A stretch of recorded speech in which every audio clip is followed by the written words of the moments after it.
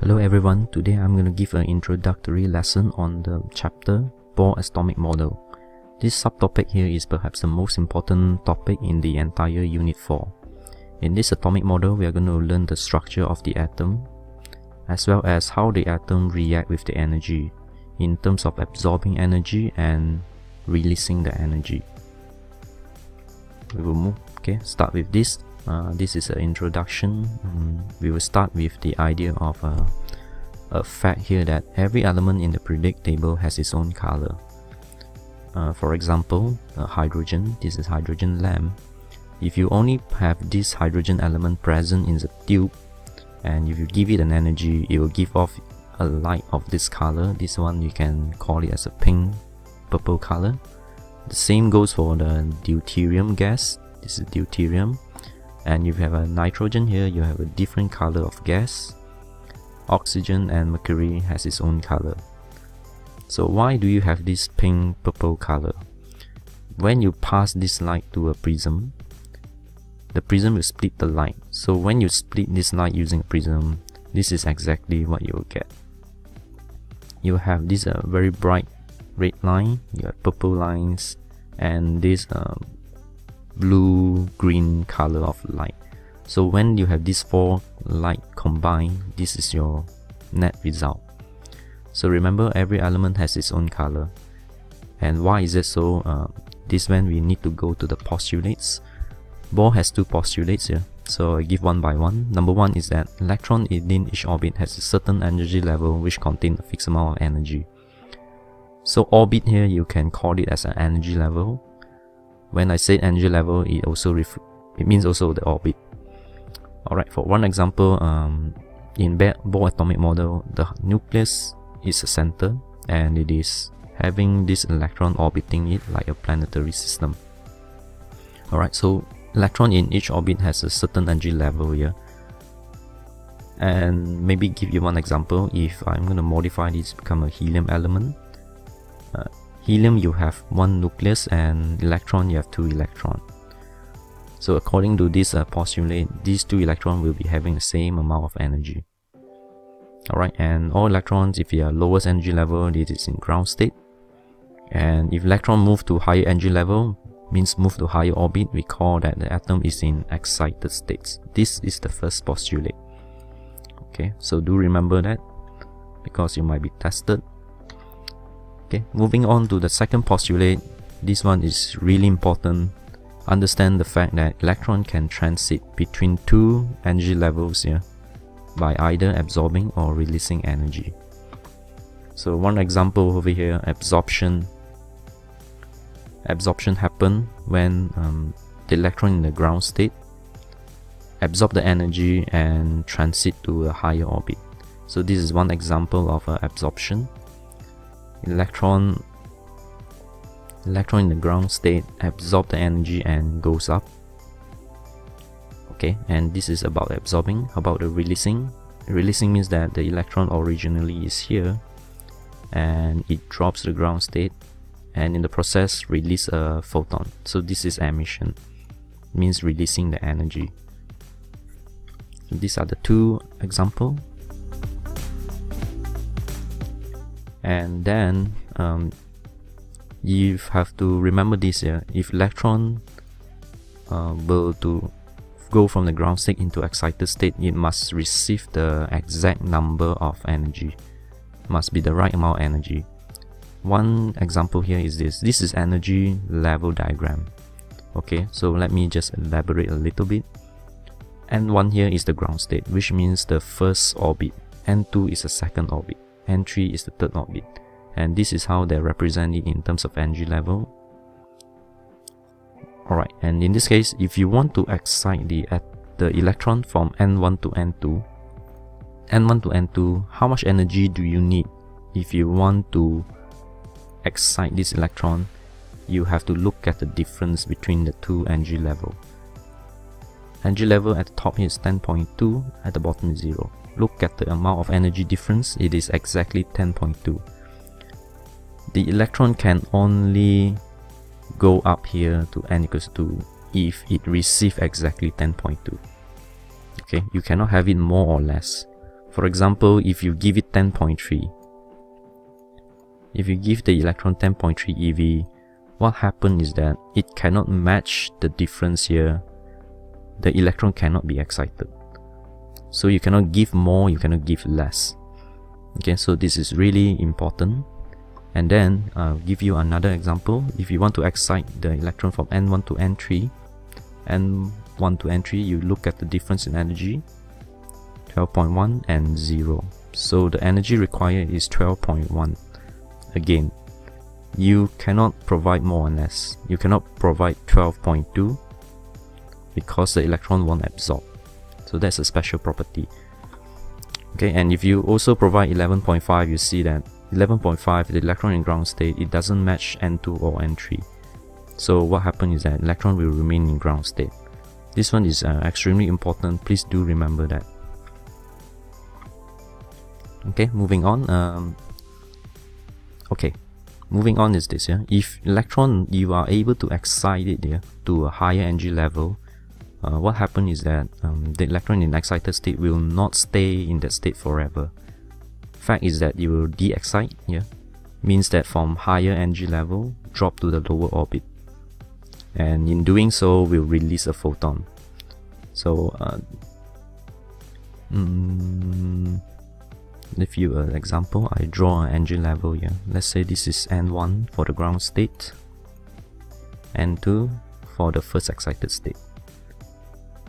Example, electron if it's in N2, okay, so if the electron is here, it cannot stay here forever. It will de-excite in 10 nanoseconds, so pretty fast here. So when it de-excite, it will go to the ground state, and by doing so, you will release a photon. Okay, it will release energy. So that's the idea, what it's talking about here. Atom cannot forever stay in excited state. Yep, it will de-excite, and when it de-excite to a lower energy level, it will release a photon.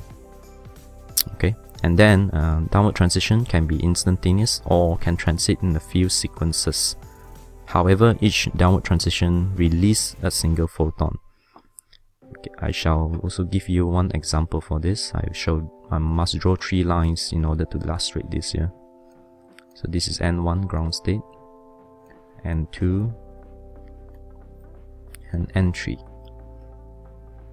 Okay, I shall change a different color, maybe a black. This is the electron number 1, this is electron number 2. Electron number 1 can undergo downward transition instantaneously, which means from N3 direct descent to N1, and in the process release 1 photon. That is the meaning. Or it can transit in a few sequences.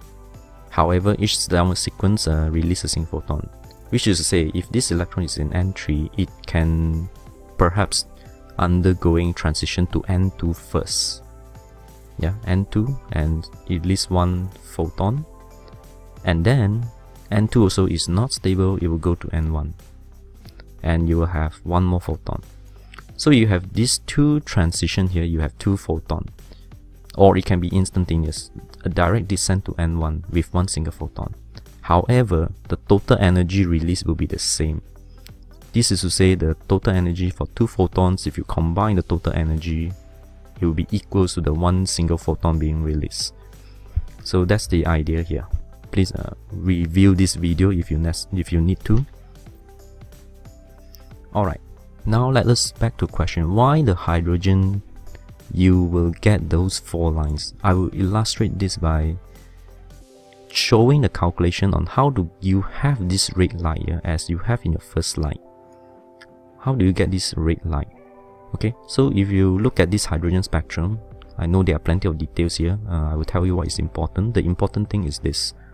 The important thing is the number of orbits. Okay, so this is N1, this is ground state. Okay, and this is N2. Okay, this is N3. Okay, look carefully. So this red light here, you get it when you have a descent, when you have an electron that descend from N3, this is N3, descend to N2. Okay, N3 go to N2.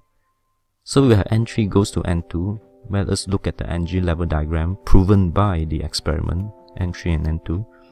The energy difference here, the energy level difference here, you can look at the number, yeah.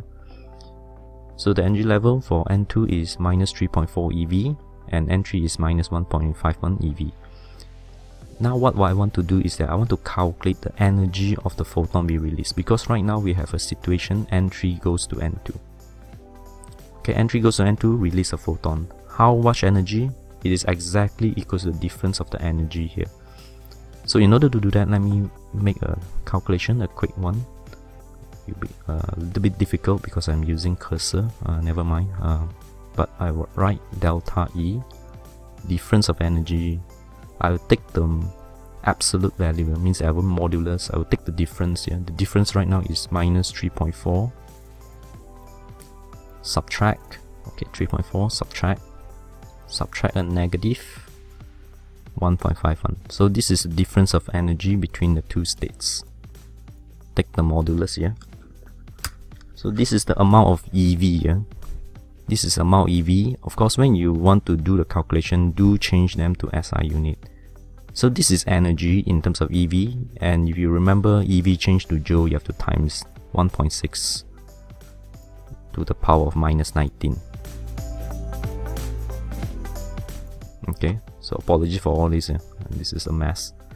And then this value here, use your calculator. It is 3.024 power of minus 19 joule. Minus 19 joule.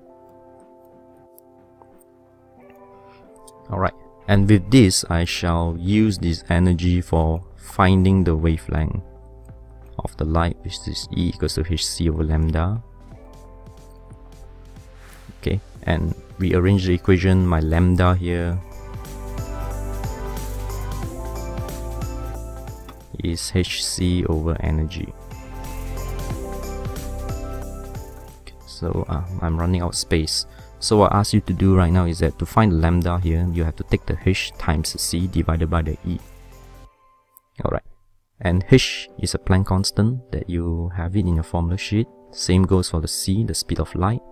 So what I want you to do is that you multiply h and c and you divide by the energy. The energy here is exactly what I've calculated just now. Do division, and I have this as my value, 6.58. So double check with me, 6.58 to the power minus 7 meter. Okay, if you want to convert this, this is equals to 658 nanometer. 658 nanometer is approximately the value here. Of course, this value is slightly different because I believe they have a more accurate number, yeah? More accurate Planck constant value. So I will get a number really close to this. 658 is the longer wavelength of the visible light. Yeah? This is what we identify as a red color. So you have the red color there because you have the difference in energy level from N3 and N2 to be corresponds to 658 nanometer. So that's how I calculate the wavelength and get the red color. For the rest of the color, namely just now I say the blue-green and also the two violet color, the two purple color, you can try the calculation yourself when you have an electron descent from N4 to N2. Okay, and also N5 to N2, you can do the calculation, refer to the chart here, N4, N5, do you get a value similar to what is have in theory. Okay, so that's how we explain the color being released by the hydrogen atom. To summarize, do remember that